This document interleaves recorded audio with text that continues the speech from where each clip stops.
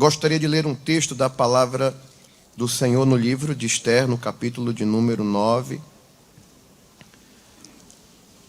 Alguns versículos 29 ao 32.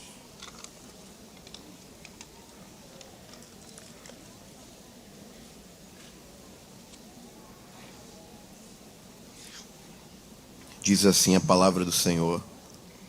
Depois disso, escreveu a rainha Esther, filha de Abiail e Mardoqueu, o judeu, com toda a força, para confirmar em segunda vez esta carta de Purim. E mandaram cartas a todos os judeus, às 127 províncias do reino de Assuero, com palavras de paz e fidelidade, para confirmarem estes dias de Purim nos seus tempos determinados, como Mardoqueu, o judeu, e a rainha Esther lhes tinham estabelecido, e como eles mesmos já o tinham estabelecido sobre si e sobre a sua semente acerca do jejum e do seu clamor. E o mandado de Esther estabeleceu o que respeitava ao Purim, e escreveu-se num livro. Amém. Falar sobre Esther como uma referência para adoração é um desafio, porque normalmente nós não vamos ter uma percepção de Esther ligada a atividades do templo. Normalmente nós não vemos Esther em trabalhos devocionais no que diz respeito ao culto judaico.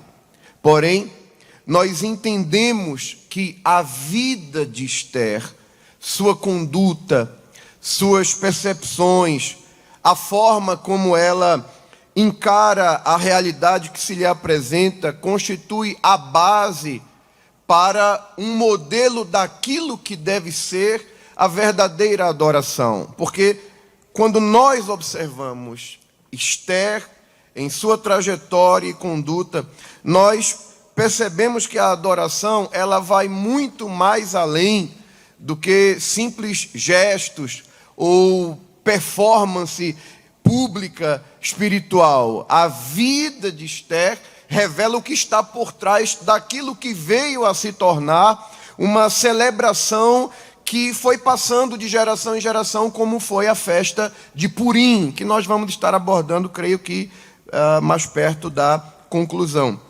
De forma que, quando olhamos para essa mulher de Deus, nós temos a oportunidade de desconstruir alguns conceitos equivocados sobre a adoração. Porque a adoração vai muito mais além daquilo que se vê. Porque aquilo que se vê pode ser só aparência. E nem tudo que tem aparência tem essência. Mas Esther tem essência.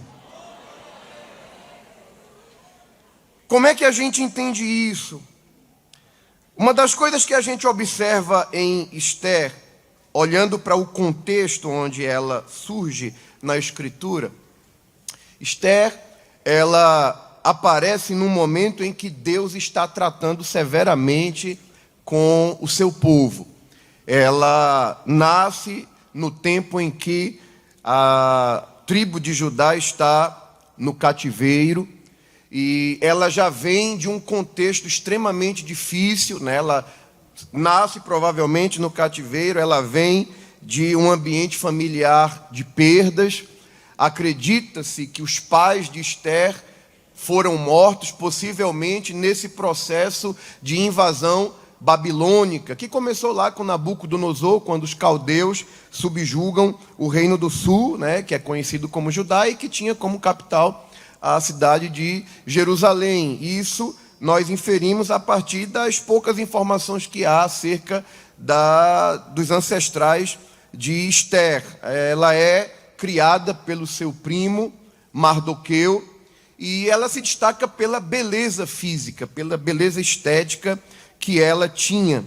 E eu penso que uma das primeiras coisas que chama atenção na vida de Esther é que ela era uma pessoa que tinha tudo para colocar a culpa dos seus problemas no seu contexto familiar, do tipo, eu vivo triste, ou eu sou uma pessoa deprimida porque eu não fui criada pelos meus pais, Deus permitiu muita coisa ruim, eu venho de uma história que de nascimento, nasci fora daquilo que é a principal identidade do povo de Israel, que é a sua pátria, a sua terra, o templo, o lugar de adoração. Eu não conheci nada disso, porque eu já nasci num contexto de cativeiro, perdi meus pais, não tive o amor de mãe, não tive o cuidado paterno. Ela tinha tudo para reclamar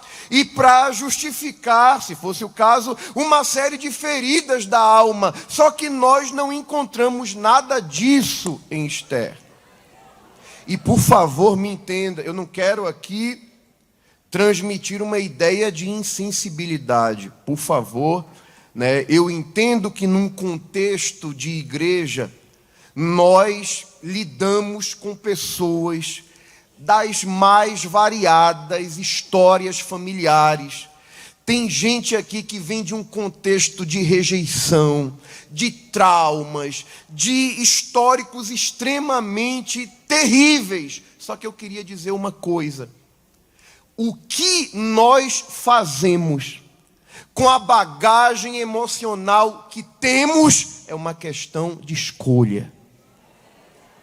Eu tenho convivido com homens de Deus que, se a igreja tivesse a oportunidade de conhecer o histórico de sofrimento, de dor, de angústia, e você olha para essa pessoa e espera dela todas as razões para ser uma pessoa amarga, que reclama da vida, que está triste com tudo, e você pergunta: mas como é que o senhor é assim? Como é que você é assim? Tendo passado por onde passou? É porque Jesus mudou minha história, é porque Deus me deu a oportunidade de pegar a bagagem ruim que eu tive, mas transformar isso numa mola propulsora para socorrer gente ferida que é alcançada pelo Senhor. Por que o senhor está falando isso, pastor? Porque às vezes eu fico preocupado, e eu falo isso aqui com muito cuidado, com muita cautela, com o máximo de prudência possível, porque eu entendo perfeitamente a importância da psicologia no estudo dos comportamentos, como pode se tratar de uma ferramenta para nos ajudar a compreender pessoas. Mas às vezes eu fico um pouco preocupado, porque a gente está vivendo um tempo onde muita gente está pegando o seu histórico familiar, sua carga de problemas, e usando isso como justificativa para querer um tratamento especial, como se fosse um coitadinho, como se fosse sempre uma vítima. Peraí. Quando a gente olha para a Bíblia e a gente pega o profeta mais melancólico do Antigo Testamento, que é Jeremias, o conhecido profeta das lágrimas, e eu até entendo que Deus pode até tratar com a gente de acordo com o temperamento da gente. Eu até entendo que o temperamento da gente pode ser pertinente para Deus, para aquilo que Ele quer com aquela pessoa em determinado contexto. Eu olho o temperamento de Paulo e entendo que aquilo foi uma ferramenta de Deus para a função que Paulo exerceu. Mas quando eu olho Jeremias, por exemplo, que é um homem melancólico, e o melancólico, você sabe, né? É aquela pessoa sensível, né? Que bichinho e tal. Mas até Deus tem limite para tratar com um certo tipo de... Me permita a expressão, pastor, que eu estou procurando uma melhor, mas não consigo encontrar. Até para tratar com um certo tipo de manha, Deus tem limite, gente. Porque Deus disse a Jeremias: Jeremias, se tu te fatigas competindo com quem vai a pé, como é que vai ser quando tu tiver que competir com quem vai a cavalo? Ou seja, tu tá achando que vai melhorar? Não vai. E tu já tá querendo correr da parada. Agora que a coisa tá assim, quando o caldo engrossar, quando a coisa ficar pior, tu vai correr.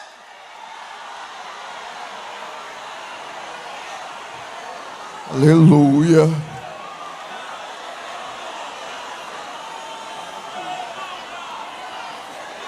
Escuta um pouquinho.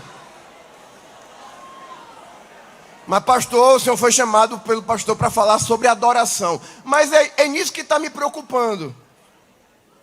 Porque nós estamos, muitas vezes, inconscientemente, cantando coisas que não tem nada a ver com adoração.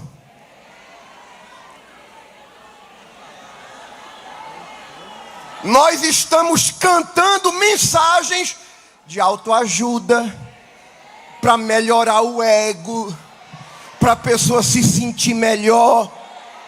E Deus não traz a gente aqui só para se sentir melhor. Deus trata com a gente para apertar os parafusos da gente, para fazer a gente ser melhor para Ele.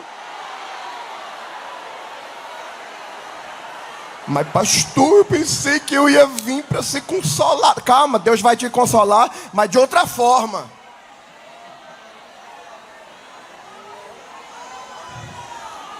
Escuta isso aqui, segura um pouquinho aqui.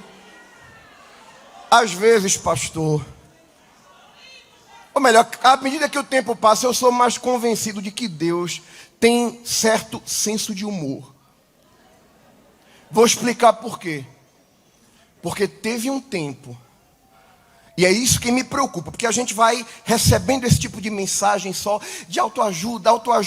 Aí o que acontece? Que sabe que música, no âmbito da adoração, ela educa, ela ensina. Tem coisa que a criança aprende cantando, tem coisa que a gente absorve porque canta. Aí às vezes eu fico observando como é que Deus encara certo tipo de situação. Aquele tipo de mensagem repetitiva. Aí eu via muito crente que para ele adorar, ou para ele demonstrar uma sensação de adoração, ele tinha que ouvir aquilo que agrada a ele. Isso aqui eu acho que vocês nunca cantaram não, mas eu pelo menos por onde eu tenho andado, eu vi muitas vezes a igreja se alegrando quando proferia esse tipo de mensagem, tipo, tem coisa boa chegando. Tem algo acontecendo. Por que eu acho que Deus tem senso de humor? Porque se cantava, tem coisa boa chegando, e se cantava. Aí depois eu parei para observar o que foi que chegou depois disso. Pandemia, lockdown, travamento da economia, os crentes sem poder sair de casa. Cadê a coisa boa? Isso é adoração? Eu não sou tão velho. Você percebe isso facilmente. Mas eu sou de um tempo, eu ainda alcancei um tempo que as crianças adoravam a Deus cantando assim: pode alguém castigar o meu corpo ou tirar a visão dos olhos meus? Pode alguém perseguir minha vida, mas não vai me afastar do meu Deus. Segura, senão eu não prego. Adoração é isso. Não precisa dar tudo certo para eu adorar, porque a adoração está fundamentada na percepção que eu tenho de quem Deus é e de quem eu sou. Aleluia. Mas tu está no cativeiro, é porque Deus é juiz, Ele está tratando com a nação dEle, Ele está purificando o povo dEle da idolatria. Se Deus mandou o povo para o cativeiro, é porque Deus quer extirpar tudo que não presta do nosso meio. Deus é bom e eu adoro Ele por isso.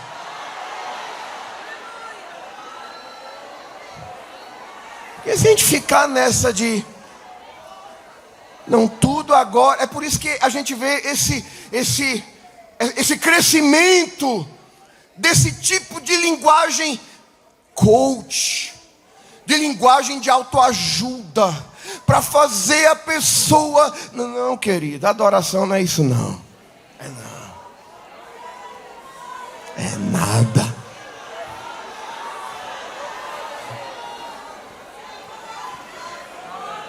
Glória a Deus.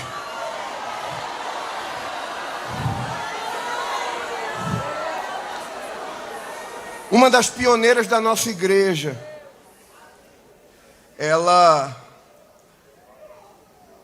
deixou a Europa, né, saiu da Suécia para acompanhar o marido. Começaram um trabalho lá em Belém do Pará. Belém do Pará é quente, né? Eu nasci em Manaus, parecido o clima. Ela contraiu malária várias vezes. Depois de estabelecerem um trabalho lá em Belém, em alguns estados, eles vêm para o Nordeste e foram para Alagoas começar o trabalho lá. E no livro Diário de um Peregrino, Gunnar Wingren conta isso. Eu estou falando da esposa dele, Frida Wingren.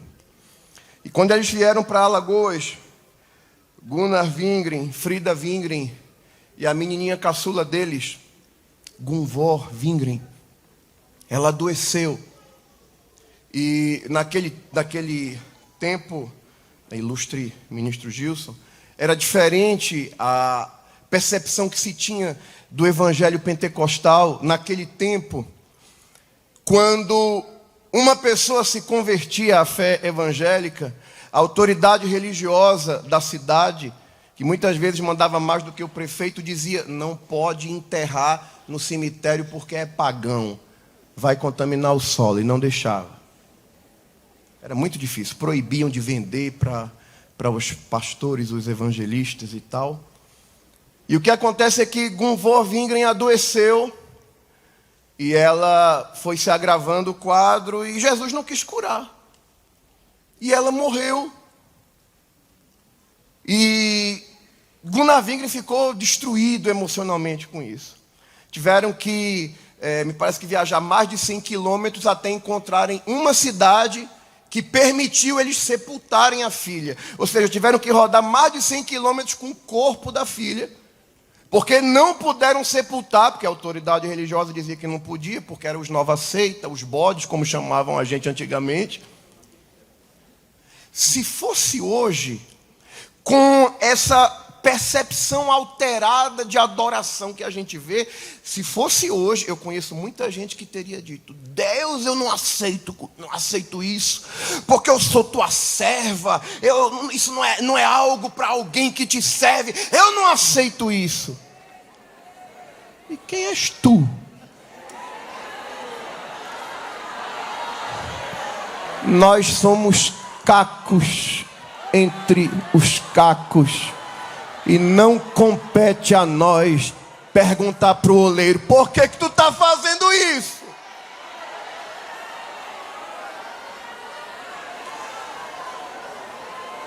Jesus não quis curar, a menina morreu. O trauma de ter que ficar por quilômetros com o corpo da menina. E Gunnar Wingren escreve que ele, procurando palavras para consolar a esposa, enquanto ele pensava em dizer alguma coisa, ele escuta ela que está acabando de compor uma canção, um hino. E entre os versos ela dizia: quando aqui as flores já fenecem, as do céu começam a brilhar. Quando as esperanças desvanecem, o aflito crente vai orar. Os mais belos hinos e poesias foram escritos em tribulação, e do céu as lindas melodias se ouviram na escuridão. Ainda hoje, tem servas de Deus que quando fazem propósito de buscar o Senhor, vou cantar tantos hinos, canta esse hino e adora a Deus em uma expressão de louvor que nasceu em um contexto de profundo sofrimento e sentimento de perdas. Oh, glória a Deus! Essa é Esther. É nesse contexto que ela surge. Aleluia! Ah, como eu sinto Deus aqui com a gente. Parece que o Espírito Santo está apertando uns parafusos assim na gente, dizendo assim: eu vou mudar essa tua percepção. Tu vai entender o que é adorar de verdade, é com a tua vida. Aleluia.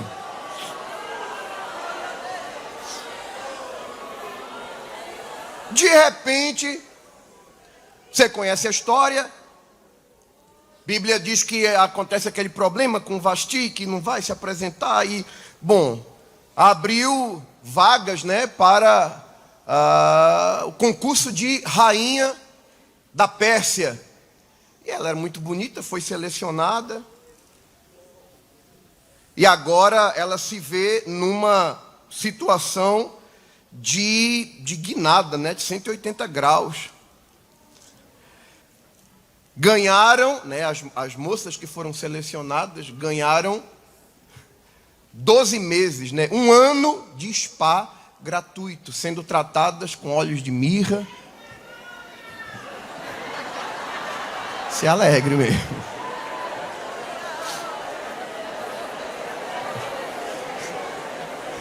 Eu sei, né?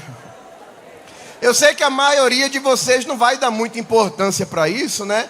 Mas imagine aí, por curiosidade, 12 meses sem fazer nada, só sendo tratada com óleo de mirra e especiarias. Deus faz isso.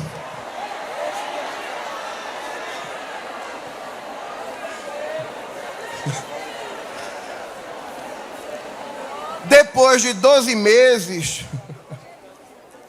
de preparo, e isso elas estão num lugar especial, estão na casa, né, das mulheres, das donzelas, né, num ambiente de seleção. E esse contexto vivido por Esther revela muito sobre a sua essência, sobre o seu caráter, porque cada uma daquelas mulheres, né, daquelas virgens, elas, depois de 12 meses de preparação, elas iam no final da tarde para ter o contato com o rei e saíam, né, no dia seguinte pela manhã, e se o rei mandasse chamá-las pelo nome, né, elas voltariam. Se não, elas poderiam passar o resto da vida lá na casa lá das concubinas. E no dia que a menina era selecionada para ir à presença do rei, o responsável, né, o oficial do rei que tinha a cargo essa responsabilidade, ele dizia o seguinte: olha, você está indo ao encontro do rei, você pode pedir o que você quiser.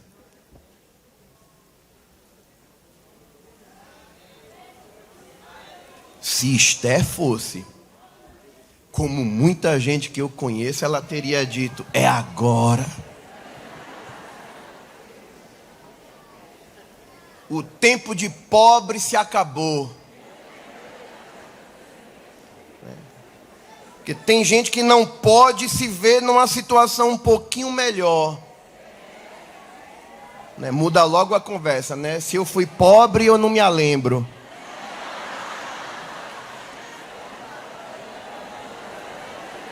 Tem gente, deixa eu colocar num contexto mais do evento, né? Tem mulher que o marido não pode ganhar uma honra a mais, não pode subir um degrau a mais, não pode receber uma promoção, não pode melhorar o salário, que ela, se puder, não está mais nem pisando no chão.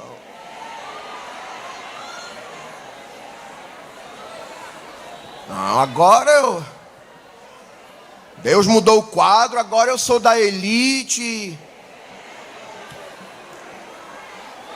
É porque tu está preocupada com a aparência, mas quem tem essência não esquece de onde veio, não esquece a sua história, não esquece o que Deus fez e não coloca o coração nas coisas daqui da terra.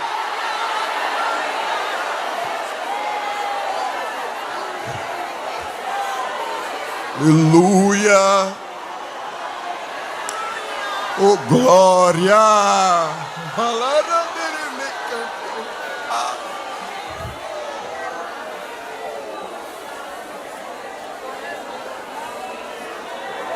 Egai era o nome lá do oficial lá, do responsável. Tu vai querer o quê? Quero nada não. Mas quero nada não. Para mim tanto faz. Tá com meus irmãos na favela, tá no palácio chique, não faz diferença não. Cantar aqui no Templo Central, cantar lá na congregação dentro do mangue, faz diferença não. O meu negócio é com o céu. Isso aqui tudo é passageiro, isso aqui tudo passa.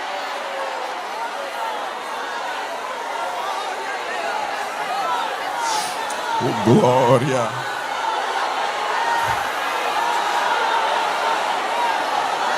E às vezes Deus exalta a gente para revelar quem a gente é, para expor o que está aqui dentro.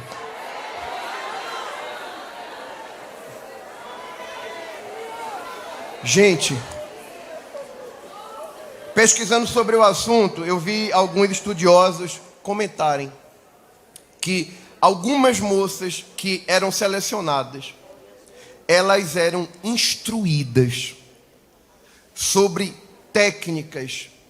Eu falo isso aqui com muito temor. Elas eram instruídas, ensinadas sobre como satisfazer um homem na sua intimidade. Eram treinadas para isso.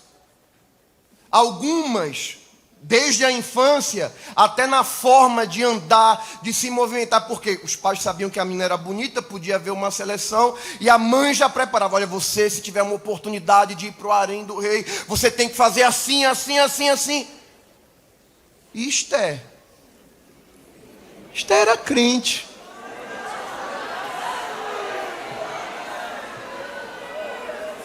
E Esther tinha um negócio que era da essência. Ela era bonita, né? No estilo assim da esposa do pastor de Santa Cruz, Capibaribe. Era linda, minha esposa, né? Mas a beleza de Esther não só estava no visual. Aí Egai ficou olhando assim. A Bíblia diz que ela alcançou graça aos olhos de Egai. Ela tem o seu encontro com o rei Assuero. Ui, pastor, se eu me empolgar aqui no horário, o senhor me... Ela tem o seu contato com o rei Assuero. Parece que eu estou vendo. Terminou. Assuero fica olhando assim para ela. Essa menina é diferente. Ela tem alguma coisa. Isso aqui está na conjectura. Mas eu acho que quando Esther foi saindo, ele disse: ô filhinha, peraí. Como é teu nome mesmo? Porque só voltava se ele chamasse pelo nome. Tu não precisa de arrumadinhos daqui da terra,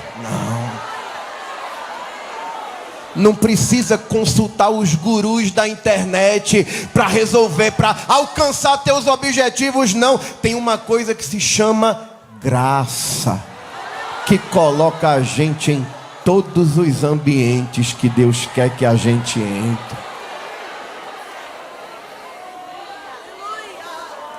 Esther alcançou graça aos olhos de Egai, o oficial. Esther alcançou graças aos olhos do rei. E não é tão difícil Não é tão difícil alcançar graça diante da autoridade, porque diante da autoridade todo mundo só mostra o lado bom. Oh, meu rei, oh, meu pastor, oh, que... Não é tão difícil. Não é tão difícil alcançar graça quando você demonstra tudo de bom para quem está no nível assim de certa autoridade. Mas a Bíblia diz que Esté alcançou graça diante do rei, diante do oficial e diante de todo mundo. Todo mundo olhava, essa aí não pediu nada. Meu Deus, como ela é simples. Isso é um elogio lindo de uma mulher de Deus ouvir. Era Esté. Tinha graça. Curiosamente, quando você observa o significado da palavra graça, no original, segundo o dicionário de Strong, a palavra graça significa favor, aceitação.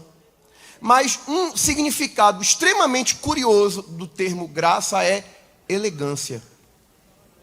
E a gente pode, mas o que tudo bem, graça como favor, graça como aceitação, né? Um sentimento que me faz aceitável, que me faz favorecido. Mas o que graça tem a ver com elegância? É porque a ideia do conceito de graça é similar à impressão que uma pessoa elegante está. Por exemplo, quando uma pessoa precisa adentrar determinado ambiente, alguns ambientes exigem uma vestimenta adequada para aquele lugar, para aquela ocasião, para aquele ambiente. Se a pessoa não está vestida corretamente, ela não tem acesso, ela não entra.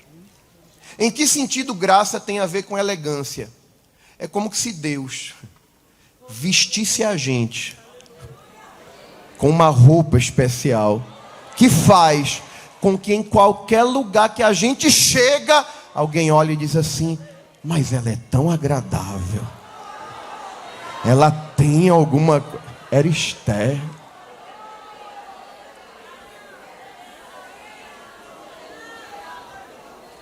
É esse tipo de graça que faz a diferença na adoração.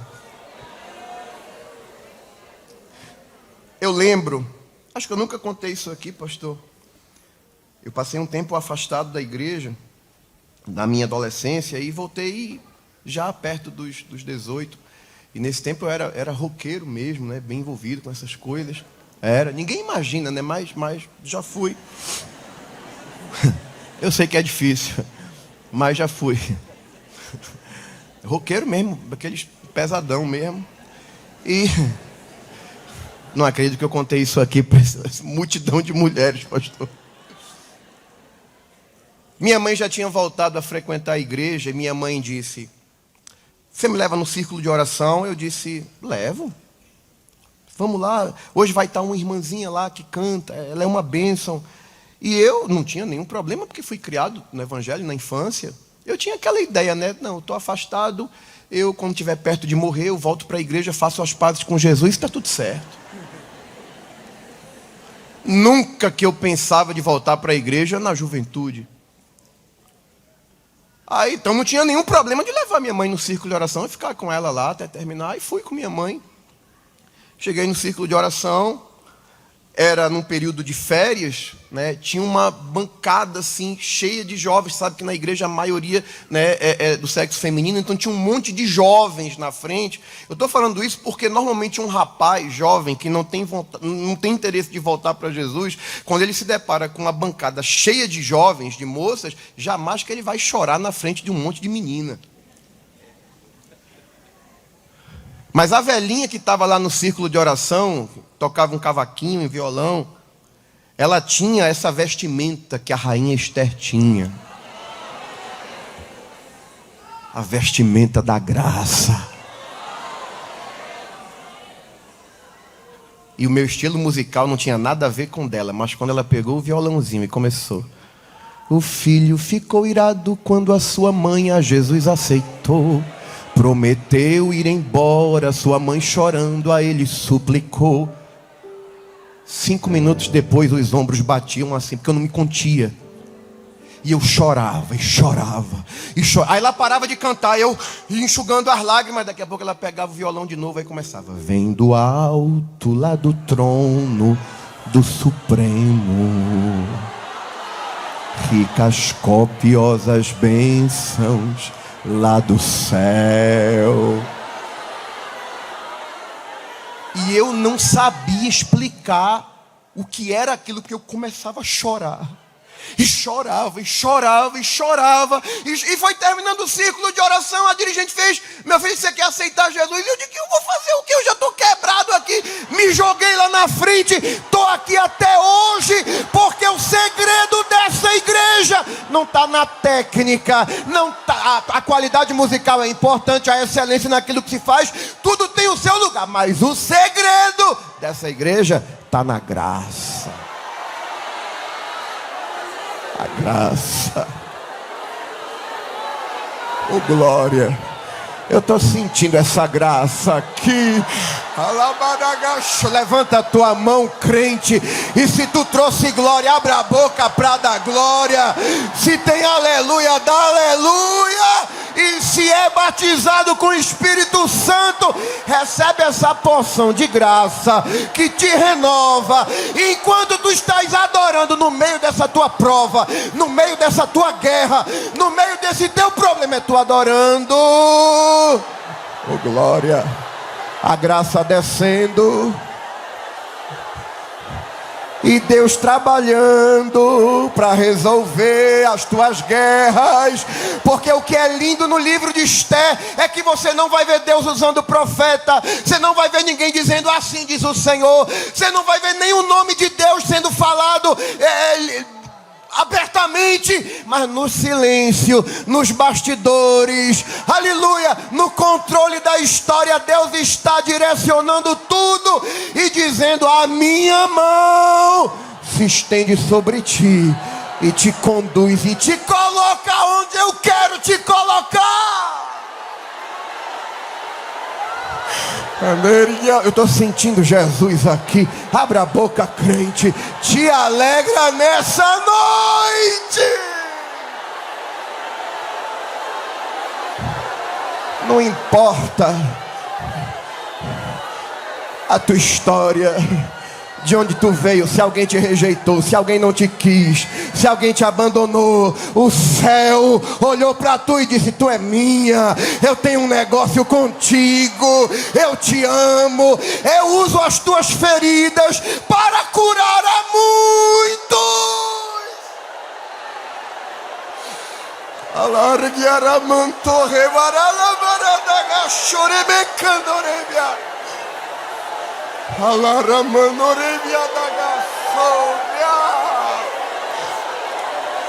Aleluia.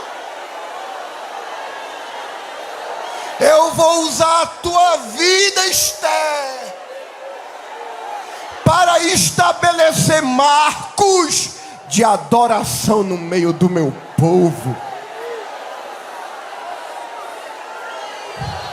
Porque uma das razões porque essa igreja adora do jeito que adora é por causa da trajetória dela, é por causa da história dela. Amã se levantou. Oh, glória.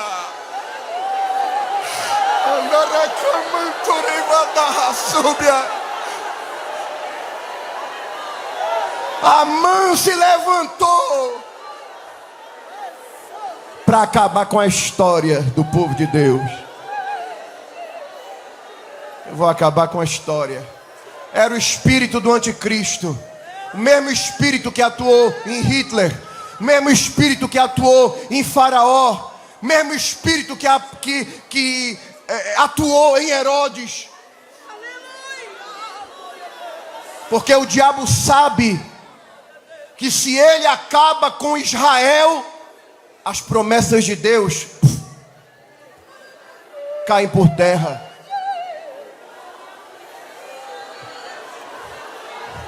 Quem disse?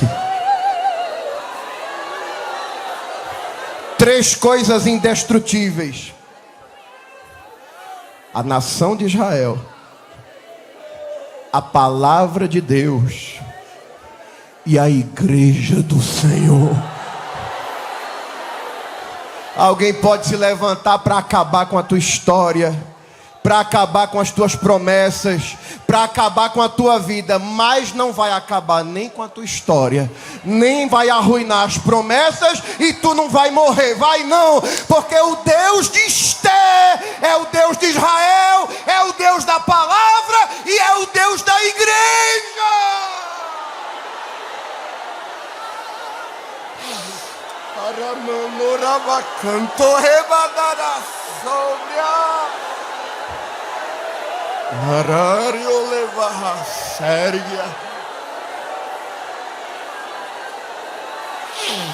Escuta isso.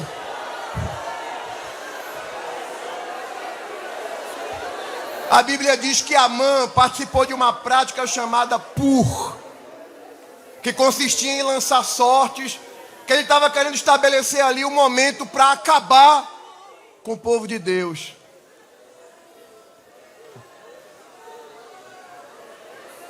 Só que quem tem essência, quem tem história, quem tem convicção, é o diabo levantando alguém através de pur, e Deus olhando do céu e disse assim: eu vou transformar em purim. O que o diabo está fazendo para te destruir, eu vou transformar num marco de adoração para você se lembrar do que eu fiz por você. Eu gosto de Esther, pastor. Esther no palácio nunca perdeu o contato com o primo dela, Mardoqueu. Eu posso estar aqui na chiqueza, na realeza, no status, mas eu não esqueço minhas raízes. Quem me ensinou o que eu aprendi foi Mardoqueu. Mardoqueu foi meu pai. Pode não ter sido pai biológico, mas foi quem me ensinou. Eu não abro mão do que eu aprendi. E eu gosto, pastor, é da criação de Mardoqueu. Porque normalmente quem cria uma menina bonita, né? Normalmente aquele... Não, ela é muito linda, olha que coisinha. Mas tu vê Mardoqueu falando com Esther. Esther, é o seguinte: está acontecendo isso aqui, e tu vai ter que falar com o rei. Aproveitar que para esse tempo Deus te colocou aí. Agora eu acho interessante o incentivo de Mardoqueu. Eu penso que Mardoqueu, se fosse de hoje, era assembleano. Porque ele diz assim: olha, e não fica pensando que se tu te calar. Porque tem gente que se acha, né? Me permite a expressão, pastor, é só para facilitar a compreensão. Se acha a última bolacha do pacote, do tipo: se não for eu, se eu não solar, não vai dar certo. Se não me chamar, não vai dar certo. Querida, se eu que estou aqui, achar que eu sou alguma coisa, Deus vai lá na boca de fumo, tira um melhor do que eu, salva, batiza com o Espírito Santo, enche de fogo, coloca aqui e alegra a igreja muito melhor do que eu. Deus conta com todos nós, mas não depende de ninguém. Se tu não fizer, Deus levanta, porque no celeiro de Jeová tem reserva.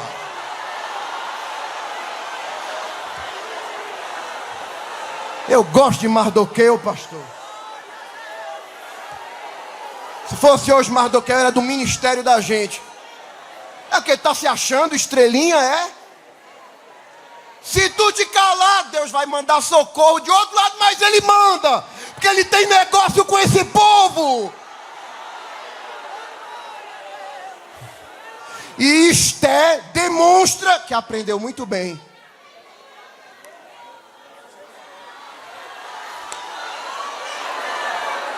Escuta isso aqui. Não é tão difícil entrar num propósito quando você já tem certeza. Deus já sinalizou que vai dar vitória, mas Deus não fala nada aqui. Eu gosto da convicção de Esther. Chama as meninas dela, só vamos jejuar. 3 dias aqui ninguém come nem bebe nada. Aprendeu, é crente. Essa é a assembleiana raiz. Não é esse evangelho Nutella que fica terceirizando. Liga para fulana, fulana é um vaso, ela vai profetizar para mim, depois eu abençoo ela com uma oferta. Não, vamos orar, vamos jejuar, vamos entrar no altar. Manda o povo fazer o mesmo, Mardoqueu, e eu vou entrar na presença do rei, ainda que ele não me chamou. Mas peraí, eu vou, e se tiver que morrer, eu morro. Eu sei quem eu sou.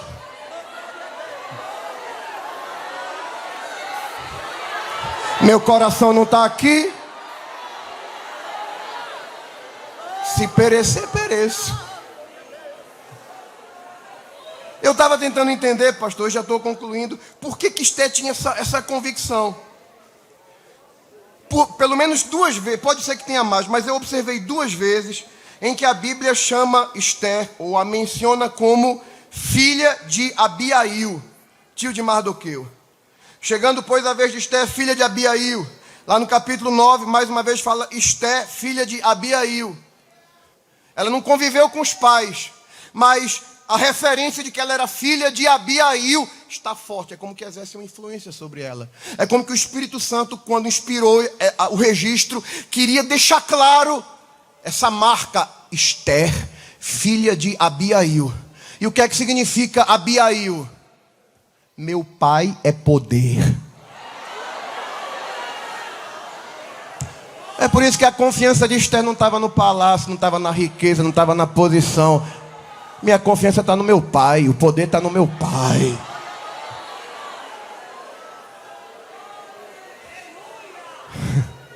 O poder está no meu pai. Eu não sou um vitimista, não. Deus está no controle, está conduzindo tudo. Eu tenho convicção, tenho essência. Não abro mão das minhas raízes. Aprendi na forma pequena, na forma de Mardoqueu. E se tiver que morrer, eu morro. Aí eu fico, Deus no silêncio olhando assim, tipo, vai lá, filhinha. Pode entrar na presença do rei. Tá tudo certo. Porque está escrito em Provérbios, como ribeiros de águas, assim é o coração do rei na mão do Senhor. A tudo quanto quer, o inclina. Tu não precisa de arrumado, de ajeitado. Não. O dono do céu é teu dono e ele move o coração do rei na direção que ele quer. Você conhece a história? Quem preparou a forca terminou morrendo nela, enforcado. Quem trabalhou no pur para acabar com a tua história, pur virou purinho. Pode até ser engraçado, mas é profético nessa noite. Eu digo aqui da parte de Deus, o pur do inimigo vai se transformar em purim na tua história, porque a tua descendência vai conhecer a tua história. Pastor, por que eu sofro tanto? Porque tu vais deixar um legado nas gerações futuras. Teus filhos falarão para os teus netos: mãe era assim, mãe me ensinou assim. Eu aprendi com mãe a vencer no altar, a vencer no joelho. Deus está construindo marcos de adoração através das tuas experiências.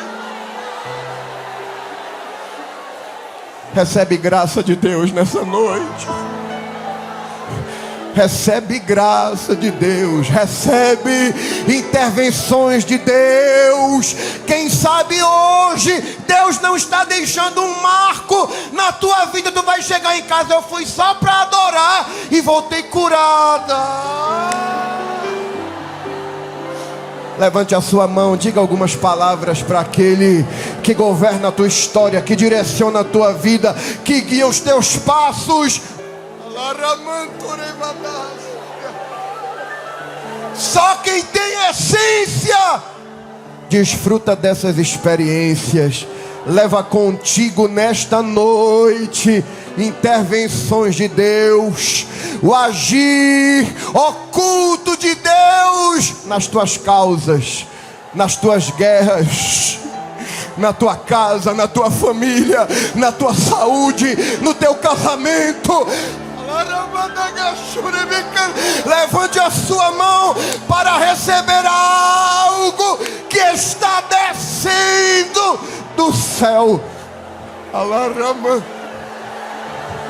Se tu crê, tu vai receber. E se tu não crê, não tem problema não. Deus vai fazer do mesmo jeito, porque Ele tem compromisso com a sua palavra. Levante a sua mão, adore a Ele.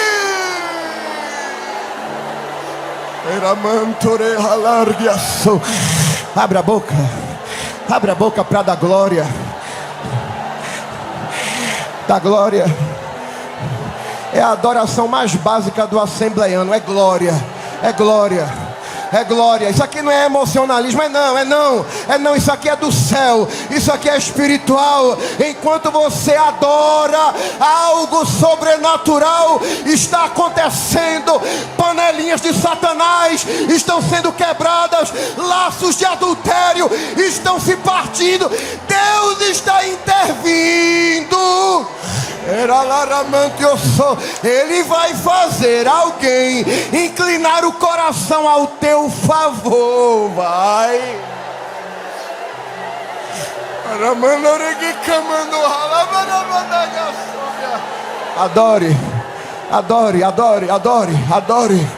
Adore. Levante a sua voz e exalte ao Deus que age nos bastidores, o Deus que trabalha no silêncio, o Deus que entra nos gabinetes e repartições para fazer com que a sua vontade se cumpra na terra. É o Deus dessa igreja, e é a Ele que você vai levantar a sua voz e adorar nesta noite.